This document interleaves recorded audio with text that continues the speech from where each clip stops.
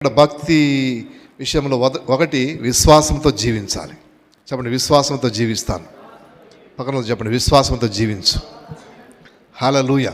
వేరే ఆప్షన్ లేదు ప్రభువు నమ్ముకున్న వ్యక్తులకు. విశ్వాసం, అసలు విశ్వాసం అంటే ఏంటో తెలుసా? దేవుని మాటను ఆధారం చేసుకొని నమ్మటమే. ఒక మాటలో చెప్పాలంటే దేవుని మాట ఏదో మళ్ళీ గాలిలో దీపం పెట్టి దేవుడు అంటాం కాదు. ఇది ఒట్టిగానే అర్థం లేకుండా కాదు. దేవుని యొక్క మాటే మనకు దీపం.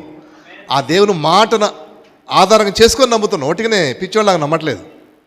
సో దేవుని మాటను ఆధారం చేసుకొని నమ్ముతున్నావు అంటే నువ్వు 100% విజయం నీది ఒకరోజు. ఎందుకంటే భూమి ఆకాశం నశించిపోయినప్పటికీ ఆయన మాట ఒక్క పొల్లు కూడా పోదని సెలవిచ్చిన దేవుడు. కాబట్టి మన విశ్వాసానికి ఆధారం ఏంటంటే ఆయన వాక్యమే, లేక ఆయన వాగ్దానమే. ఆ వాగ్దానం బట్టి నమ్ముతున్నావు. కాబట్టి నీ నమ్మకం అటు ఇటు చెదరక గాలికి కొట్టుపోయేలాగా కాకుండా స్థిరమైన శివంలాగా ఉన్నట్లయితే దేవుని మహిమ చూస్తావు.